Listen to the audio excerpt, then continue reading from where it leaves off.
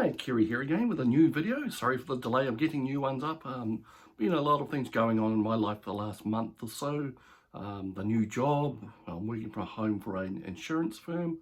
That's taken up a lot of my time that I would have usually messed around with making videos and reading. Other things going on as well, health issues, and also for the last couple of weeks I've been slowly migrating over to a new computer. Finally got the new computer, well, a new computer that I had originally ordered a different model, but they swapped it out for a more capable one. All I had to do was buy a new video card. So now I'm fairly up to date with the technology.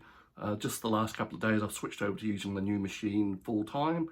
I haven't done any video editing on it yet, so this here video is going to be an experiment to make sure that I can actually do it. Now, it is now early May 2022. Summer doesn't seem to be wanting to give up early. The last week we've had several days where it's been very warm. We actually should be in autumn now, but today, however, it is pretty grey and miserable outside. I hope that's not affecting the light conditions in here. I don't have a main lamp on at the moment.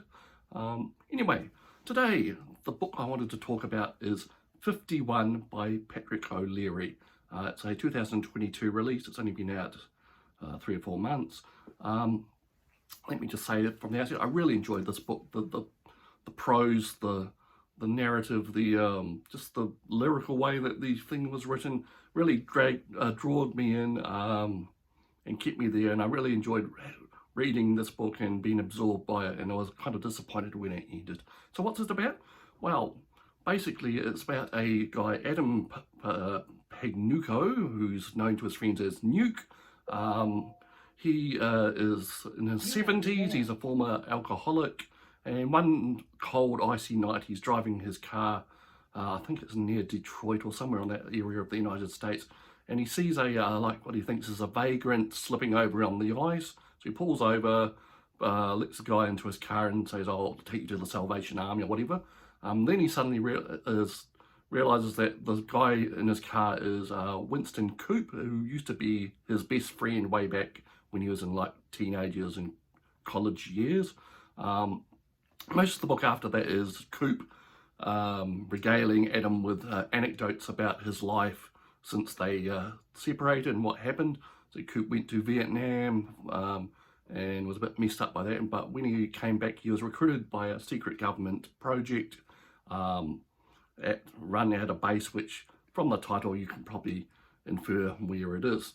Now this book, just if you looked at it offhand, you'd probably infer that some type of sub-X-Files type thing about aliens and UFOs and secret bases and conspiracies, and it does touch on those things, but only slightly. Well, the conspiracy angle is quite large.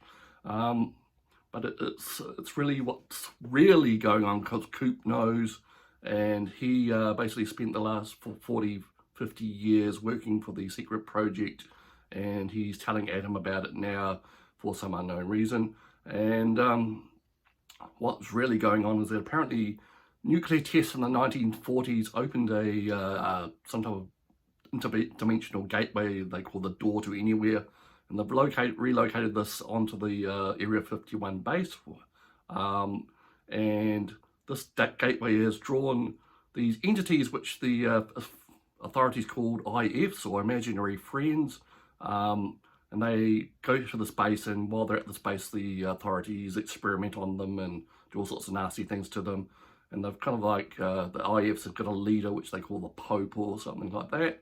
And they've got all these negotiations with the authorities, and over the years the various US presidents have visited the base to confer with these IFs and their leader, get advice from them, all that sort of thing. And Coop's job over the years has been basically tracking down people who know about these IFs and the base and removing their memories using some technique which isn't really explained.